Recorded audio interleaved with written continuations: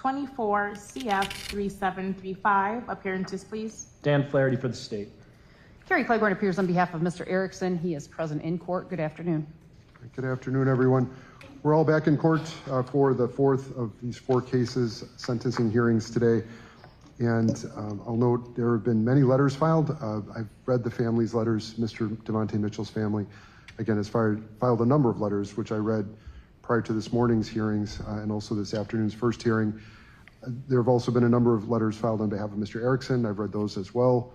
And I'm going to go start with the state. Mr. Flaherty, has the state complied with victim notification here? It has, Judge. Okay. And Ms. Cleghorn, is the defense ready to proceed? We are. All right. Mr. Erickson, I have to ask you personally, sir, are you ready to proceed with the sentencing hearing? Yes, Your Honor. Okay. All right. So we're going to start with the state and the state's presentation. Mr. Flaherty. Thank you, Judge. We're here because about a month ago, on July 31st of this year, 2025, Mr. Erickson entered a guilty plea to felony murder from the case that arose out of the death of Mr. Devontae Mitchell. The state will be recommending incarceration with the length and specifics left to the discretion of the court. Before I begin with my comments, I'm going to invite a few members of Mr. Mitchell's family to the prosecutor's table to speak. First, I'd invite Mr. Mitchell's wife.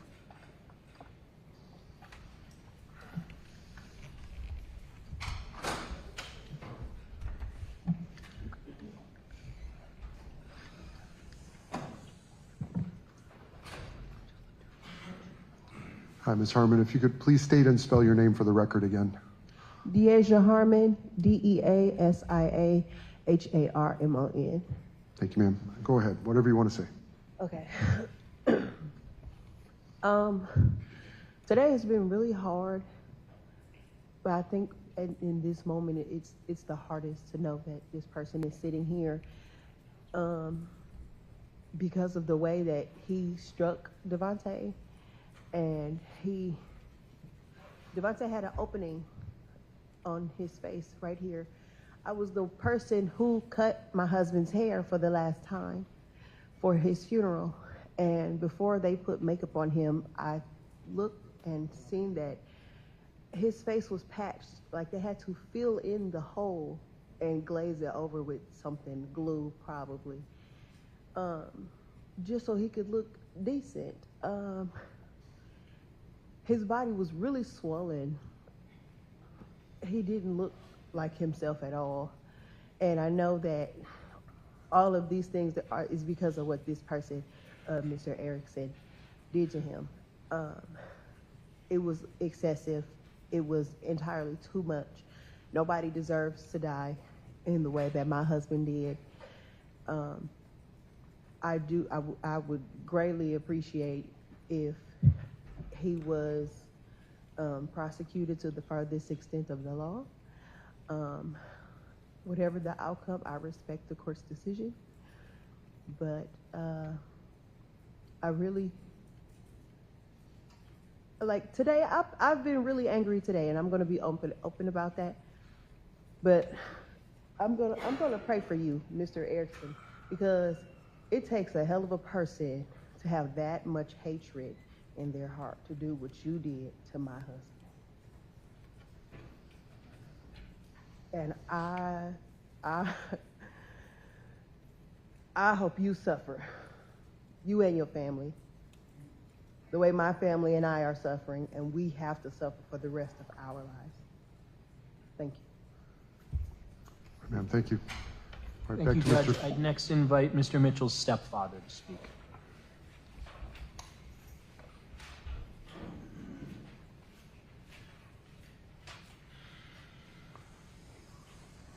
Good afternoon. Good afternoon, sir. My name is John M. Baptiste, B as in boy, A-T-T-I-S-T-E. I write this letter on behalf of the family of Devontae Mitchell. Devontae comes from a close-knit family. Family gatherings have taken on a new meaning for them as they have come to the realization that death can come at the hands of individuals who have no regards for human life and feel they can administer justice how they see fit. There's a double-edged sword in being together now. On the one hand, there's joy in being together, and they cherish each other and that much more. On the other hand, there's a sad and deep void that can never be filled. When death occurs in a family, it is hard enough dealing with the finality of it all, but to witness the murder of a loved one is especially heart and gut-wrenching. No one should have to witness their loved one's murder. That image still lingers in my mind, and it's moved me to tears from time to time. Thinking about it, what is equally hard to deal with is the fact that Devontae did not fight back. But he lost his life anyway.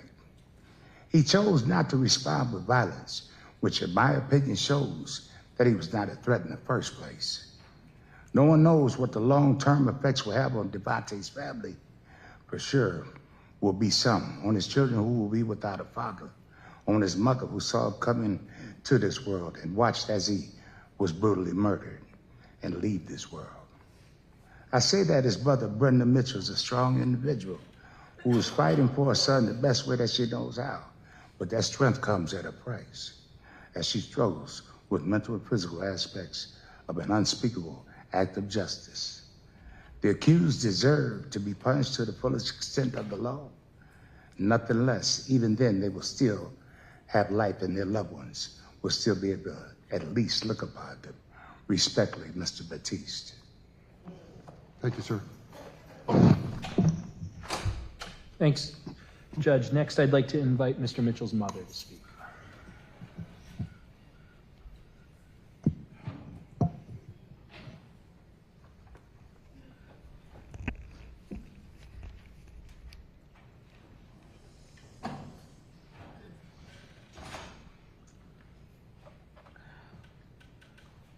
Ma'am, if you could please state and spell your name again for the record in this case. Brenda Giles, Brenda Giles. Thank you, Mrs. Giles. Go ahead. Well, I am the mother of Devontae Mitchell. And I'd just like to say my son was a good person. He was a loving, kind person. He loved his family. He loved cooking. He loved singing. He loved drawing. He was a very good artist. He loved to draw.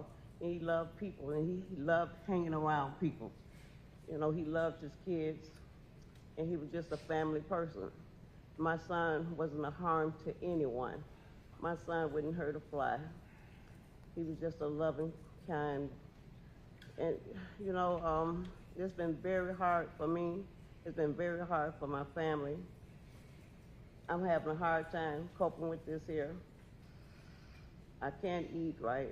I don't sleep right, and it's just been very hard. And you know, it's just frustrating, and irritating to me that these individuals that murdered my child, and I don't feel like it's fair for them to be able to walk the streets again and enjoy their family, being with their family, being with their loved one, being able to love their children, their kids, having all these holidays with their family. And my son is 6 foot under. I would never see him again, but they get to run free around here like they ain't did nothing wrong. They took my child away from me that I brought into this world, that I had to see him go out this world. He should have been burying me, not me burying him. And that seems so unfair to me and my family. That hurts me. It hurts me. That hurts me. I don't feel like justice was served here today. It wasn't served here to me. All right, ma'am. And I'm gonna be point blank. It was some BS to me. All right, ma'am. Thank you. That's all I have to say.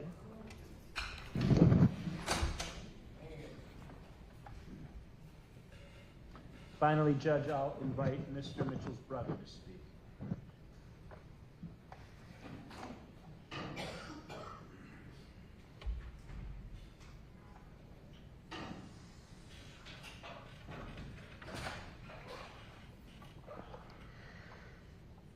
If you could please state and spell your name for the record, sir. My name is Rendell Giles, Rendell, last name Giles, Giles. All right, thanks, sir. Go ahead. You know, Devontae was my older brother, my oldest brother. You know, next to losing our father 9 years ago, this is the biggest loss I had to endure. Over the past year, I've experienced a lot of different emotions, mostly sadness, but also frustration, also anger of, just having to deal with the situation and how the whole situation panned out and occurred. Because in our eyes, it was 100% preventable situation that occurred. We had some individuals who clearly were not trained in their positions or what they thought their position was at that time.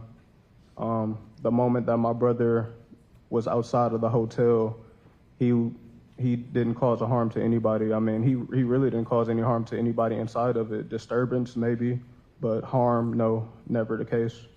My brother, you guys seen how big he was. He could have mauled them if he wanted to. You didn't see him exhibit any signs of violence at any point in time. After he was outside of the hotel walls, law enforcement should have been notified, let them deal with the situation. You guys go back inside and do whatever it is that your job actually is. But standing outside and standing on his back for 15 minutes was not their job at all. We, as the family, we are looking for the highest prosecution possible for the individuals that are responsible for taking the life of my brother, Devontae. And, we've been fighting and we'll keep fighting and hopefully we get some justice here. I know the other ones, they kind of got off on a little bit of a lighter sentence that we would have hoped for. Hopefully the fourth doesn't. But yeah, thank you for your time and thanks for the, handling this situation. Thank you, sir. Thanks for speaking today.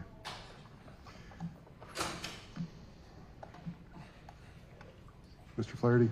Judge, thank you. So I don't think it's going to come as a surprise to you that my tone in this sentencing hearing is going to be a little bit different than what it has been in the past three today. I think that kind of the way that I've perceived this case since it came in, the way that I think all the evidence kind of informs how this situation played out. And I think what I've explained to the court throughout the course of this day is that I think Mr. Erickson is clearly the most culpable, both physically, criminally, mentally, for the homicide of Mr. Mitchell when it occurred just over a year ago. I want to talk first about the factors that I hope the court will consider when deciding how to sentence Mr. Erickson. And to reiterate, for the previous three defendants, the state affirmatively recommended probation. In this case, with Mr. Erickson, the state is affirmatively recommending incarceration, and I hope you'll follow that recommendation. So the first factor that I ask the court to consider is safety to the community. What kind of sentence can this court fashion to ensure the future safety of the community? And I think that means both with regard specifically to Mr. Erickson, but as well to the community at large in terms of what type of message needs to be sent such that community members cannot have such cavalier attitudes toward life and the safety of others. I think this court needs to send a message in order to ensure that we all have a safe place to live, that this type of disregard for human life, putting your hands on others without concern for the ultimate result and their well-being will have serious consequences. If you're going to lay hands on a person, you are responsible for the outcomes to that person. Irrespective of what you know about their physical condition, their medical conditions, their mental conditions, if you put your hands on another person, you are accountable for the results. Now, it's more than just Mr.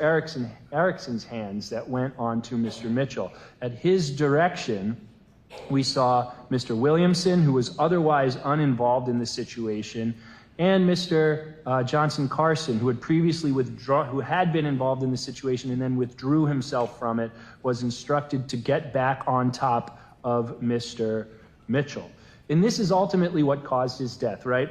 You know, in some ways, when you watch the video, the most difficult parts to watch is the beating that Mr. Mitchell receives by Mr. Turner, or the baton strike that he receives at the hand of Mr. Erickson, or being thrown to the ground by Mr. Johnson Carson, right? These are all just snippets from that video that are incredibly difficult to watch. It's hard to watch humans treat other humans that way. But ultimately what caused his death is being restrained on his stomach for an extended period of time and not being able to roll over just to his side, just to his back. They didn't have to get off him completely. All they had to do was allow him to roll onto his side, and this whole situation is totally avoided. But that's not what happened here, and it's not just the hands, the physicality of Mr. Erickson. It's his instruction to Mr. Williamson and Mr. Johnson Carson that ultimately bring us to the position that we're in today. So there's clearly a safety and protection of the community element here that I think distinguishes the set of facts that the court needs to sentence Mr. Erickson on relative to the 3 co-defendants that we've seen earlier today. The second element that I'd ask the court to consider is justice for Mr. Mitchell. And you've heard me say this earlier today in Mr. Turner's sentencing hearing, but the death of Mr. Mitchell is permanent. He will never take another breath. He'll never celebrate anything with his children again. He doesn't get a second chance. It's over. It is permanent. Like every homicide that comes before this court, there is no way for the victim to ever truly achieve justice in this world. But I think that the court needs to fashion a sentence that does its best to achieve justice for Mr. Mitchell. You know, when you hear from Mr. Mitchell's family members and you've heard how this crime has impacted them, how this loss has impacted them all day, you can tell that they still have so much grief. And I think one of the things that makes this case so difficult for Mr. Mitchell's family to process is just how avoidable it was, just how unnecessary it was. You know, in so many cases that come before this court, we see homicides at the hands of gun violence, and it might be 2 people who are involved in nefarious activity and one of them ends up dead. Well, that's not what really happened here. Yes, sure, we can talk about how Mr. Mitchell was in the hotel and he shouldn't have been in the hotel. Fine. We can talk about how some force would have been justified in removing him from the hotel. Okay, fine. But I think what you've heard from Mr. Mitchell's family today is that this grief kind of comes from the fact that this is just such an avoidable situation. I mean, how many times a day is a person experiencing a mental health episode in a business and that person gets out safely and gets home to their family and gets the treatment they need? It happens all the time. It happens every day in our community. I fully understand that, you know, it's a question of resources and it's a question of the right place at the right time and the wrong place at the wrong time. But just the randomness of this incident and the avoidability of it, I think just makes the grief experienced by the family that much stronger. And as referenced by many of them today, this is a life sentence for them. It's not a life sentence for Mr. Erickson. I think we all know that that's the reality of the situation right now. But everybody who you see here today from Mr. Mitchell's family will be dealing with this pain for the rest of their life. And I think that the sentence needs to reflect and take into account the pain that they are experiencing as a result of that incident. And finally, Judge, I'm asking you to consider justice for the community. As I've said before, I think that the community needs to be able to rely on the court system. They need to know that when they come into this building, they will achieve a just result after an incident like this takes place. And I think that the court needs to also fashion a sentence in a way that it deters others from taking the same type of action that we saw Mr. Erickson and his co-actors take that day. Now, I do want to play another portion of the video, which I've already played in totality. I'm going to play just the exterior portion from when Mr. Mitchell is already outside the building and when Mr. Erickson arrives. But before I do that, I just want to reiterate the state's theory of the case here, which is based on the medical examiner's determination that the death of Mr. Mitchell was caused by restraint asphyxia. And I know that in defense's comments, we're going to hear about how there were other factors that played into Mr. Mitchell's death, about the foreign substances that were present in his blood, about kind of heart conditions and other physical conditions that lended themselves towards certain risks that Mr. Mitchell had. But at the end of the day, the reason he died on June 30th, 2024 is because he was held prone on his stomach for too long. The medical examiner opined that he could have died as a result of being on his stomach, even if no force had been applied. So the state's theory here is that because the four co-actors, co-defendants, restrained Mr. Mitchell, interfered with his person, that amounts to a battery, and that battery caused his death. Now, of course, what you're about to see in this video, and what you won't see, because you've already seen it, the punches, the baton strikes, the kicks to the face, those are all batteries too. Those didn't cause his death. What caused his death was holding him in a position such that he was not able to get enough oxygen into his body to continue life, to continue breathing. So I'm going to show you the video that I've already shown this court in other hearings, but I'm going to start it 4 minutes in, and you'll be familiar with what you're seeing here. Okay, I just want to note for the record, the video was entered as Exhibit A during Mr. Turner's sentencing hearing earlier today. And Ms. Cleghorn, any objection to Exhibit A? No. All right, thank you. So the court will admit the same Exhibit A in this hearing as well. Back to you, Mr. Flaherty. Great, Judge. So this is 4 minutes in. You can see that Mr. Mitchell is already outside, and by now Mr. Williamson has kind of exited the hotel from his station as well. So I'm going to play here from 4 minutes and narrate what we see.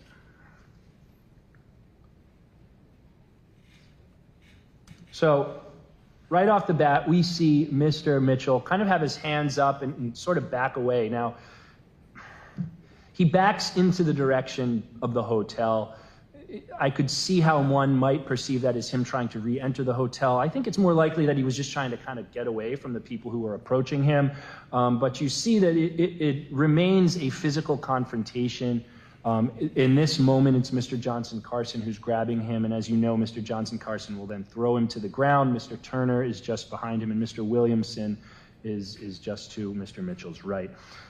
In a moment, you're going to see Mr. Erickson arrive on scene. And one of the factors that I think lends itself towards distinguishing this case from that of Mr. Turner, for instance, is the fact that Mr. Turner's first interaction with Mr. Mitchell was in the hotel, and he did have to use force to get Mr. Mitchell out.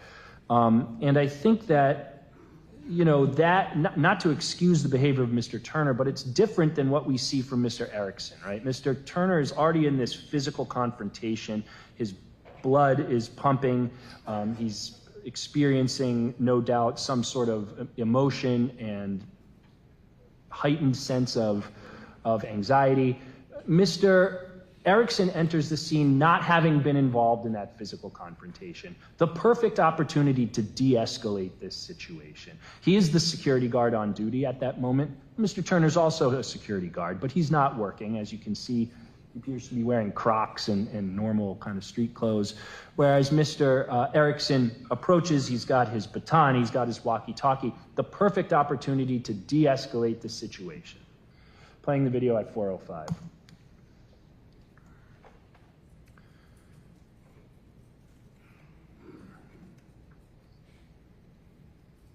We see Mr. Erickson approach. Mr. Erickson just immediately begins joining in on the beating of Mr. Mitchell. We saw punches, we saw kicks.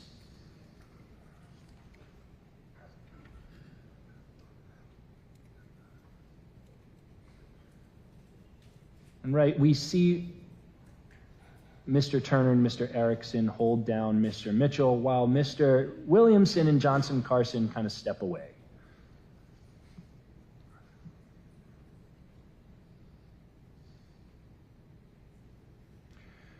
At 4:50, you just saw Mr. Erickson kind of instruct the other two co-defendants to assist.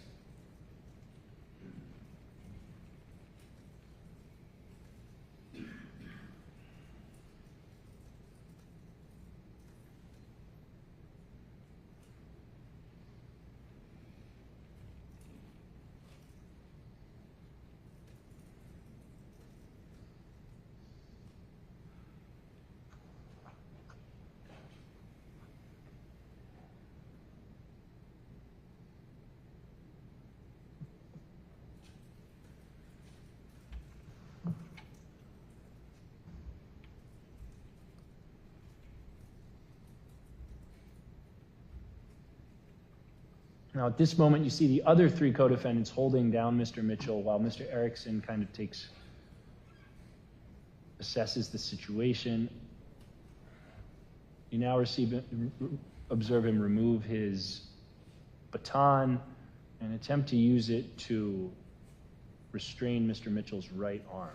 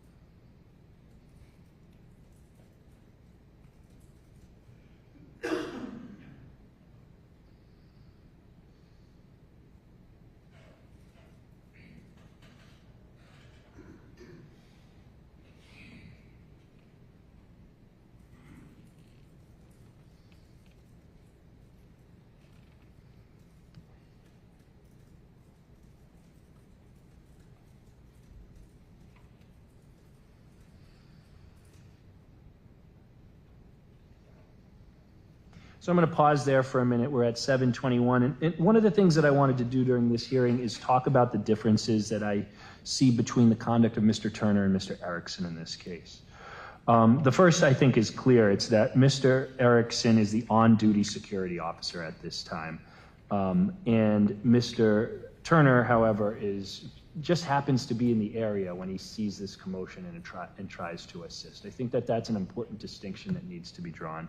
And I think one of the reasons that is important is because Mr. Erickson has his walkie-talkie, he has this baton, and you're eventually going to see Mr. Erickson use that baton to strike Mr.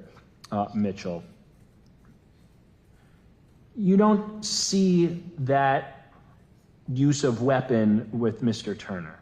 You also observed right after Mr. Johnson Carson brought Mr. Mitchell to the ground and Mr. Mitchell's on his back, you see Mr. Erickson, and it's hard to tell whether he connects, but he uses his foot to try to kick Mr. Mitchell in the head. It's gratuitous violence at that point. And look, I've said this a number of times throughout the day. I'm not saying that there's no justified use of force to remove Mr. Mitchell from the hotel. That's not what I'm saying. But kicking somebody in the head while they're on the ground is excessive. It's gratuitous. And like I said, it's difficult to watch. And even though it doesn't, that's not what causes the death of Mr. Mitchell, it does give us a sense into the mindset of Mr. Erickson in that moment. And I think that that's relevant here. I've already mentioned to you that one of the differences is the nature of the involvement, with Mr. Turner being kind of involved in the physical confrontation from the beginning, whereas Mr. Erickson, who is on duty, kind of comes in the perfect opportunity to de-escalate the situation and does it. Next, you see Mr. Erickson instructing people on what to do, on how to hold Mr. Mitchell. You know, it's important to note that Mr. Williamson doesn't get involved in this at all unless he's told to by Mr.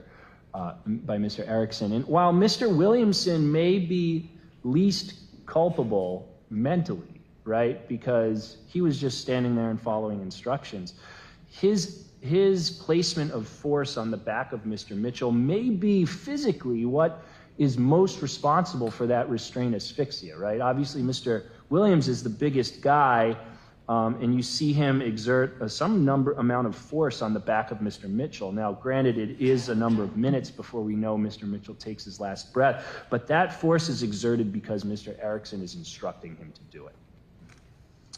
Mr. Johnson Carson also was obviously involved in the initial takedown of Mr. Mitchell, but then he backs away until, of course, Mr. Erickson instructs him to assist in holding onto the legs of Mr. Mitchell. I'm going to continue to play here at 7:21. And this is the point where we see Mr. Turner begin to call 911 with his cell phone, right? And I think it's important to strike a contrast between that behavior of Mr. Turner and what we see next from Mr. Erickson. And that's where we come into the other videos that were taken by bystanders. And in this moment, while Mr. Turner is calling for help, Mr. Erickson is screaming at these bystanders, "This is what happens when you go into the ladies' room," almost as if this is retaliative behavior towards Mr. Mitchell for what he had done, rather than holding him, waiting for the police to arrive, and considering the physical trauma that his body may be in while being held by four fully grown adults to the ground. So contrast that with Mr. Turner calling police. And that's just one of the reasons why the state perceives Mr. Erickson as more culpable in this case than Mr. Turner and, of course, Mr. Williamson and Mr. Johnson Carson.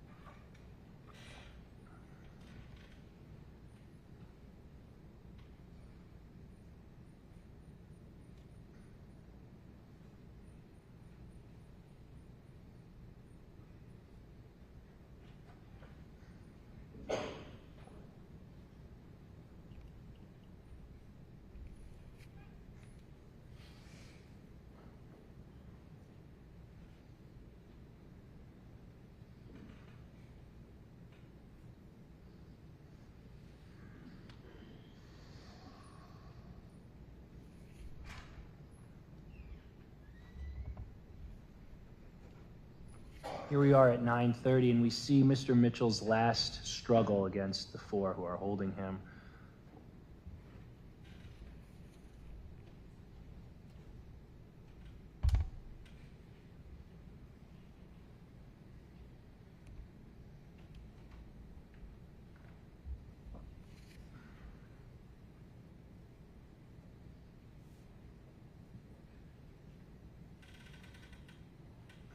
And we see Mr. Erickson put his left leg onto the back of Mr.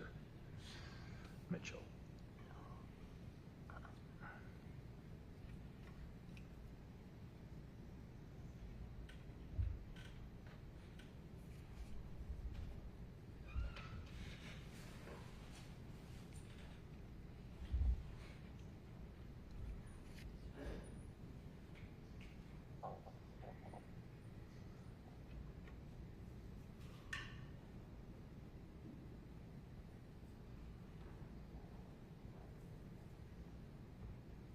We see Mr. Mitchell's right hand waving.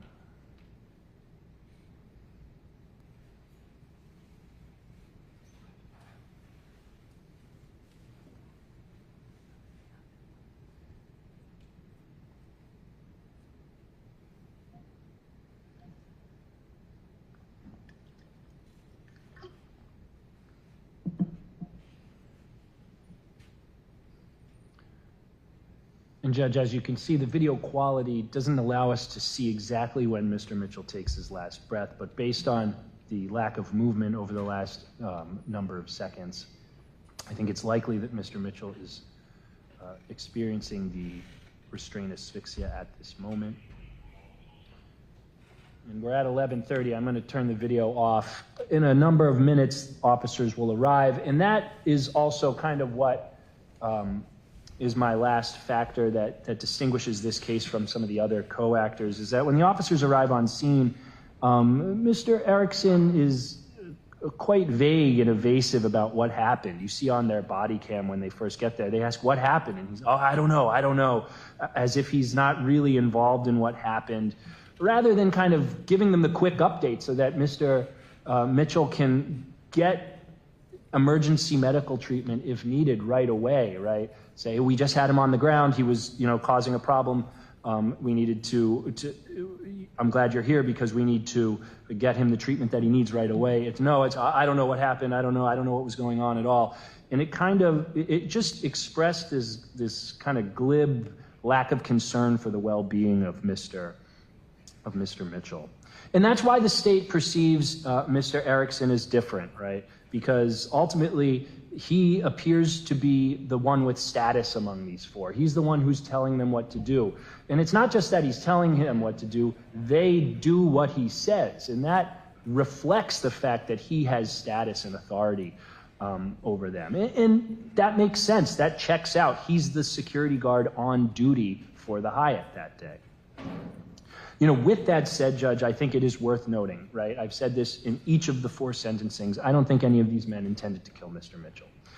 I think, as I said, when a case comes in, I look at what statute, what criminal statute fits the conduct based on the evidence that I see in front of me. And here, as I said before, you're unable to look into somebody's mind to determine what their intention or their mental state is. What you have to do is look at their actions at the time of the incident, immediately before and immediately after. And here, I don't see evidence that I could use to prove to a jury that there was an intent to kill. I think that criminal recklessness would have also been extremely difficult for a jury as well, because for that you have to prove that Mr. Erickson knew that his actions would kill Mr. Mitchell.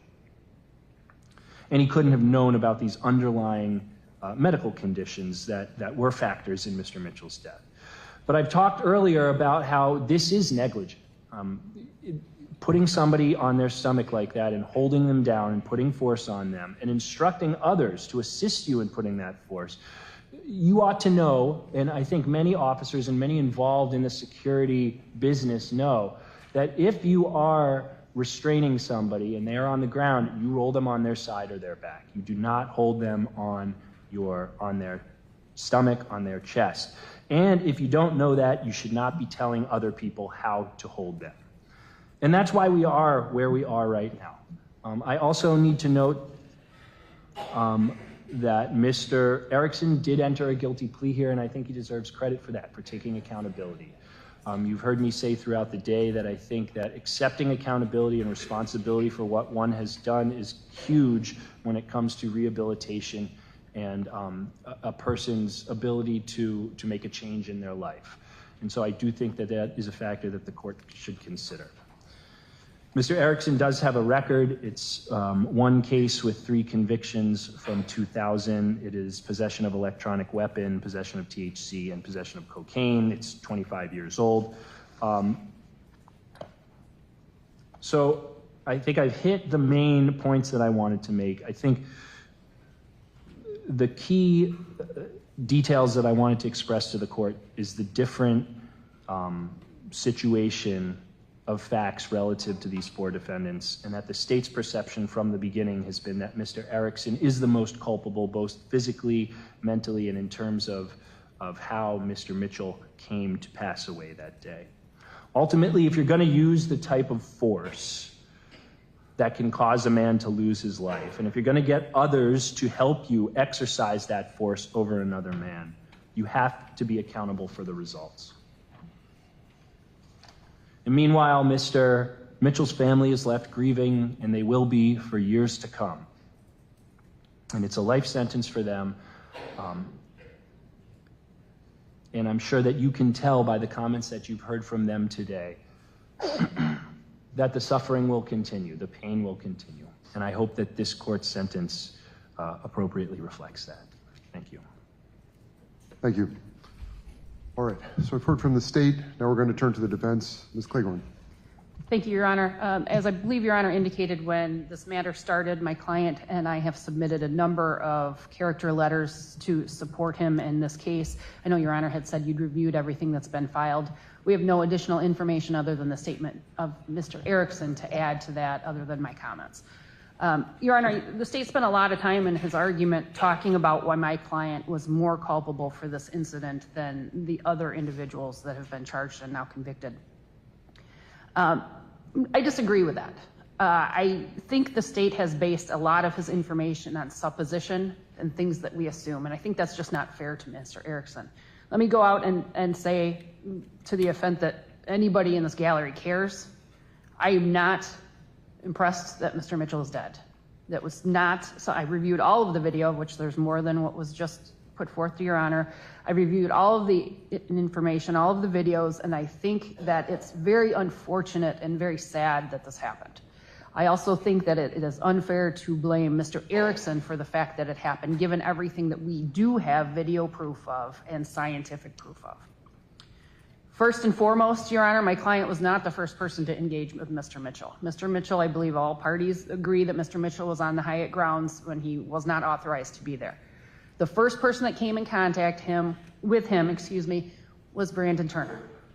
Brandon Turner, while being an employee of the Hyatt, was not on duty. He also had no reason to be there that day and had no authority to involve himself in this situation. However, he was, in fact, the first person that came in contact with Mr. Mitchell and the first person that physically engaged with Mr. Mitchell. He continued on from the beginning until the end, despite not having any authority to do so. To suggest that that's not a relevant factor, I think it's just not true. The fact of the matter is that after the encounter went from the inside, where there was a physical altercation, to the outside, my client happened to be the last person to become in contact with this man, while the others continued. The fact that he was the last person to come in contact while this physical altercation had continued for several minutes at this point, I think also shows that he is not the most culpable for what happened. I would point out when the state started the video that he played today, I believe he indicated that he had played the entire video previously, so I won't show it to Your Honor or to the people in the gallery, but he showed Mr. Mitchell backing up toward the hotel. ADA Flaherty indicates that he doesn't believe that showed Mr. Mitchell attempting to go back into the hotel. But obviously, if you've reviewed the entire video, you know that wasn't the first time he backed up toward the door. And in fact, individuals had tried to pull him away from that door and prevent him from going back into the hotel several times before that. It just wasn't happening. Now, Mr. Mitchell, obviously, Your Honor has already heard, and it's not a secret, that he was under the influence of several drugs. There was also comments made that he may have been in the throes of some mental health crisis. I have no reason to dispute that. That's not something the autopsy would show, but it is clear, I think, from the video and from reading the toxicology report that Mr. Mitchell was likely not making clear-headed decisions, may not have been in control of what he was doing. He may not have even been conscious of what decisions he was making at that time. I have no dispute about that. I'm not going to argue about it. But the fact of the matter is that Mr. Erickson showed up on that scene after the initial altercation, after the continued altercation, after Mr. Mitchell and the other parties had brought him out and continued to try to keep him out of the hotel, as the person in charge of security and the person who was supposed to get control of the situation. Now, the state says, you could tell from this video, that he could tell from this video that my client was telling these other individuals to put their knees on this man's back. I don't know how we could possibly see that from the videos that were taken. Now, was my client, did he appear to be directing people? Certainly. But I don't know how ADA Flaherty knows that that was what Mr. Erickson was saying. And in fact, as he comes here today and came here to enter his plea, he says that he was telling them to get this man under control, to try to subdue him until the police arrived. This is something my client had done hundreds, if not thousands of times as an acting security officer for the Hyatt for the past 2 decades. Unfortunately, because of whatever physically was going on with Mr. Mitchell, whatever the other individuals were doing with their knee on his back, whether he was having breathing failure, whatever the case may be, this time, unlike all of those other times, ended up with a tragic situation of Mr. Mitchell dying. Now, that isn't to say that I'm saying Mr. Erickson had nothing to do with this. He came here last month. He entered a plea to the charge that he was originally charged with because he feels responsibility. He's going to tell you in a few moments that he feels responsible. He wishes he could take it back. He knows that's meaningless to the family because he can't take it back. He knows that doesn't mean anything to him, to them, excuse me, I need to slow down, to them because Mr. Mitchell is gone and there's nothing anybody can do about that. He knows that if he had made 1, 2, 3, 4, or 5 other decisions that day, maybe that wouldn't have happened. And he knows he has to be punished for that because in the end, it was his responsibility not only to keep those people that were in the hotel safe, those people that were working at the hotel safe, but also anybody else that came into the area, which in fact included Mr. Mitchell. He failed to do so, and he's responsible for that.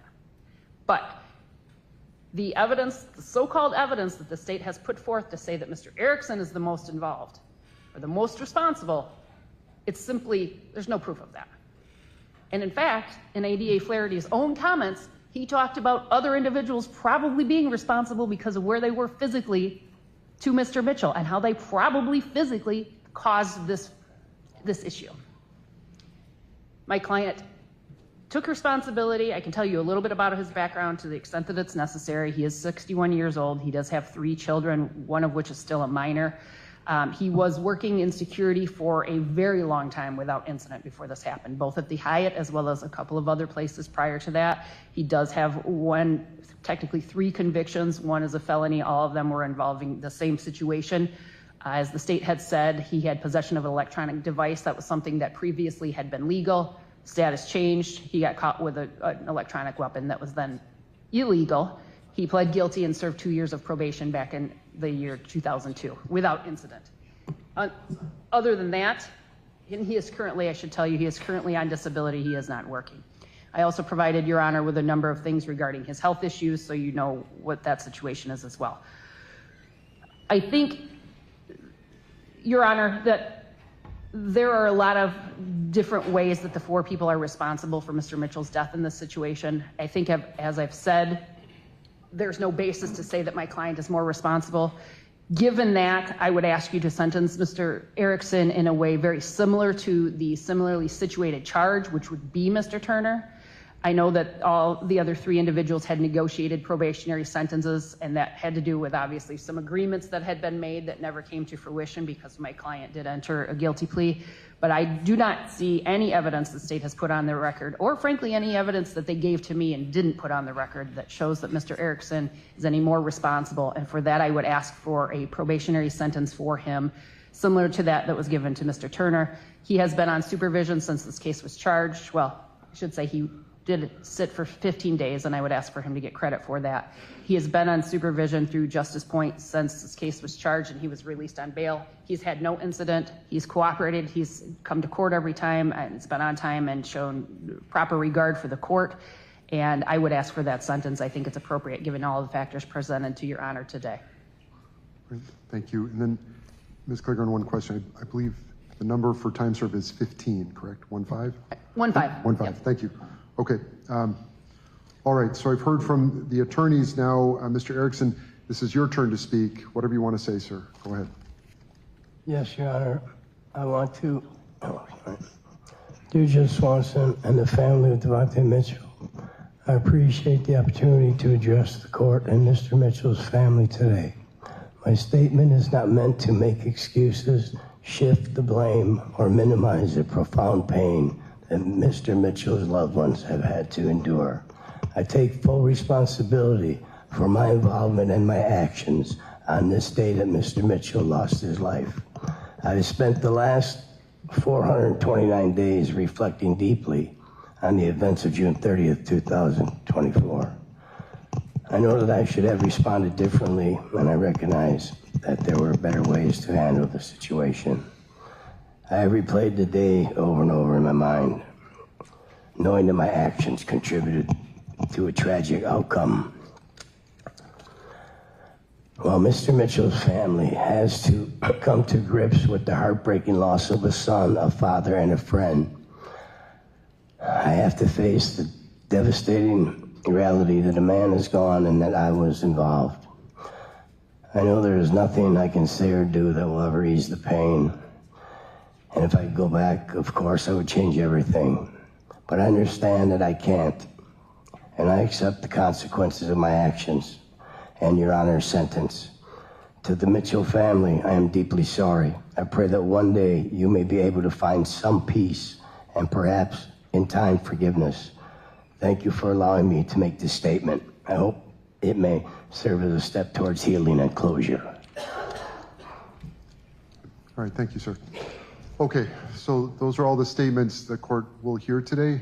Thanks all for your time and attention put towards this case. I'm just going to take a moment off the record. I'll explain the sentence in just a moment.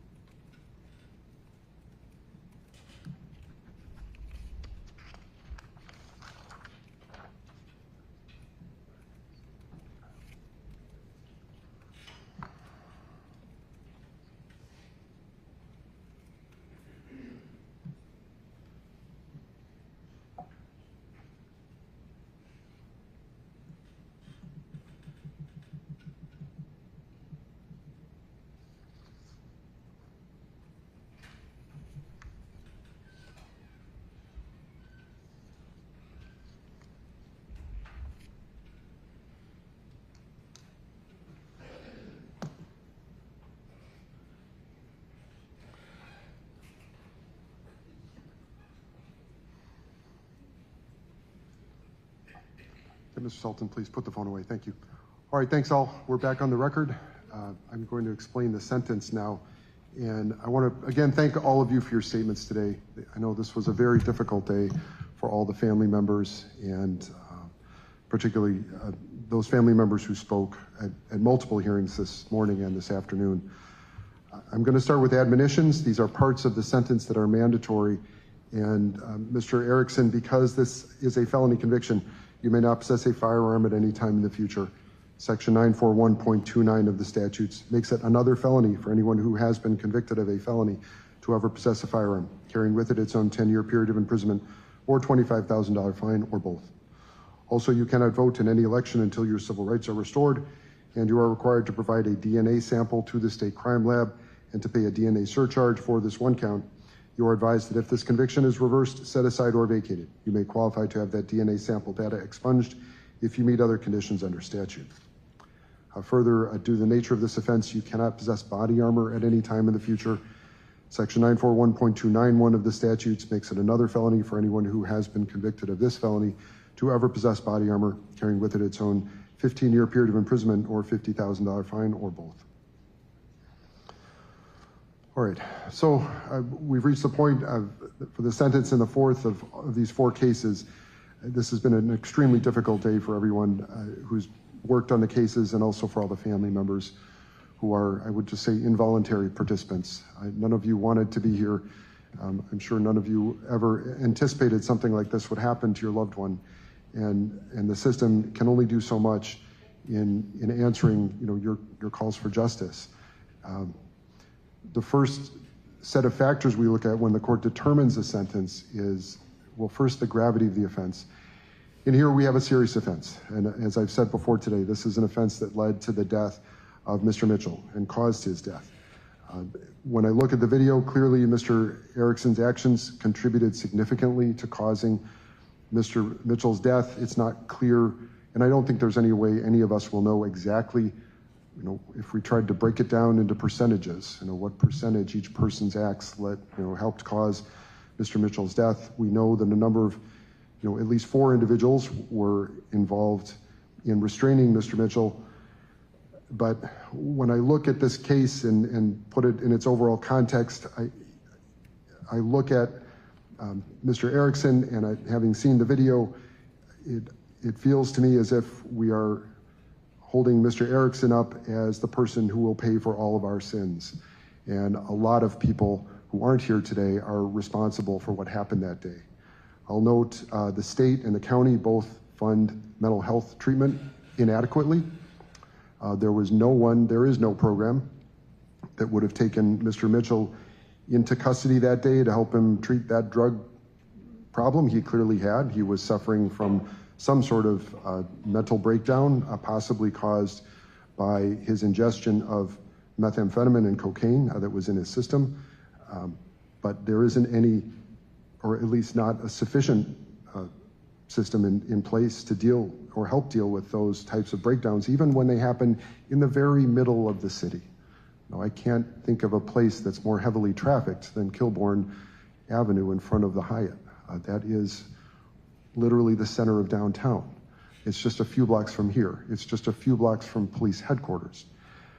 Next, I look at the failure of the city to have enough police officers on the ground. We didn't have enough officers patrolling that day. That's pretty obvious from the video, where it's not clear exactly what time the first 911 call was made, but at least 10, possibly 15 minutes passed between when this incident started and when police arrive on scene. If police had arrived just a few minutes earlier, Mr. Mitchell would be alive today. Officers are trained to deal with these types of situations, but they didn't arrive until it was too late. Next, I look at the Hyatt, which, and I'm sure Mr. Erickson received some sort of training as a security contractor, but the Hyatt didn't have sufficiently trained security in place, because if they had, again, Mr. Mitchell would be alive today. And the record makes that quite clear. Mr. Mitchell was restrained in a way that made the risk of death significant. Last, Mr. Mitchell himself bears some blame here. He ingested methamphetamine and cocaine.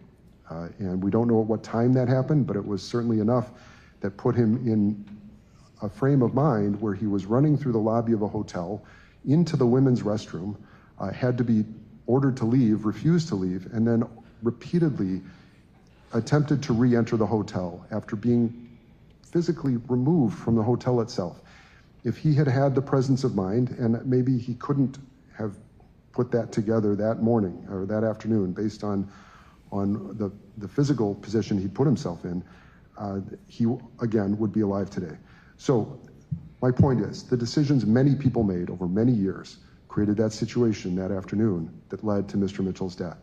And it would be an injustice to pin all of that on Mr. Erickson. When I look at his actions, again, I agree. He made some very bad decisions. He executed his job in a way that was one of the causes of Mr. Mitchell's death, and I think that is borne out by the video and by all of the statements the court has heard. Now, next, I look at Mr. Erickson's character and his rehabilitative needs. Now here, he did take responsibility. He was the last of the 4 to enter a guilty plea, but he did enter that plea and took responsibility, and he has today come to court asking the court to fashion a sentence that is just. In terms of rehabilitative needs, there's no dispute here. He's 61 years old. He has a criminal record that consists solely of a conviction from about 25 years ago. That obviously that case was closed many years ago. He has a steady work history.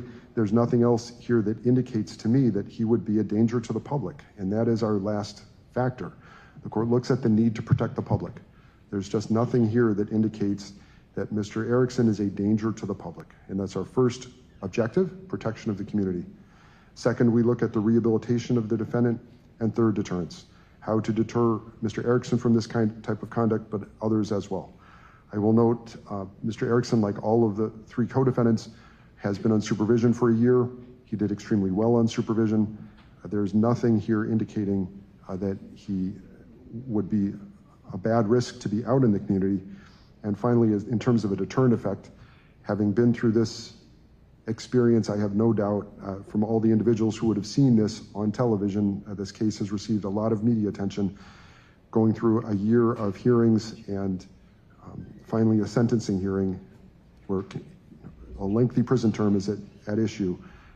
All of those serve as significant deterrent effects for any individual who might wonder about the propriety or the wisdom of restraining someone against their will if they don't have the proper training to do that. So in looking at all of these factors and objectives, the court comes up with a sentence, and sentencing is the hardest part of any judge's job. It doesn't satisfy anyone because we come up with a number, and no number is sufficient. It doesn't reflect the value of Devontae Mitchell's life. It doesn't reflect the value of Mr. Erickson's life. It doesn't reflect anything except the court's attempt to satisfy the factors and objectives that are set forth in the law and our case law. So based on everything I've heard and what I've read in this case, and there is a significant amount, the court is ordering as follows. Now first, the court is not imposing any or ordering restitution here. There's no claim. The court sets restitution at 0. The court is not imposing any fines. The court, though, does order Mr. Erickson to pay all court costs, mandatory surcharges, and assessments, and he is ordered to pay all of those within 2 years of today's date. If Mr. Erickson is revoked, the court directs the DOC to collect any monetary amounts ordered today at a rate to be determined by the DOC from Mr. Erickson's prison funds. Any monetary amounts that remain unpaid when Mr. Erickson is released from confinement, if revoked, are to be paid as a condition of extended supervision. Any monetary amounts that remain unpaid when this sentence is completed are ordered reduced to a judgment against Mr. Erickson for any unpaid balance, and collection can then proceed as provided by statute. If revoked, the court leaves all conditions of extended supervision to the discretion of the DOC. The court, though, does order Mr. Erickson to have no contact with the Mitchell family while he is on supervision or extended supervision. So, as I've indicated, this will be an imposed and stayed sentence in exchange for probation. The court is imposing and staying a total of 4 years in the state prison system, 2 years of initial confinement, and 2 years of extended supervision. And that is reflected on this written explanation of determinate sentence that is imposed and stayed for 2 years. And Mr. Erickson, you're not eligible for any early release programming. That's based on statute. And Madam Clerk, I'm going to pass you this form, please. Okay, further, regarding conditions of probation, the court orders as follows. First, Mr. Erickson maintain absolute sobriety. No possession or use of any alcohol or any controlled substance is permitted unless you have a valid prescription and follow prescription instructions. Participate in an AODA evaluation and any AODA treatment recommended by probation. You may not possess a firearm, ammunition, magazine, holster, or body armor. And remember that prohibition on firearms is for life. You must continue to pursue full-time or part-time work and/or school. No violations of law arising to the level of probable cause are permitted. The court is imposing and staying 60 days of condition time. That's for use by the agent in this case. And Mr. Erickson, if you run into problems while you're on supervision, your agent has the authority to order you to spend up to 60 days of condition time in the House of Corrections. If that time is ordered, the court leaves conditions of that condition time to the discretion of the CRC staff. That could include release for Huber privileges or release to the Daily Reporting Center, again at the discretion of the CRC staff.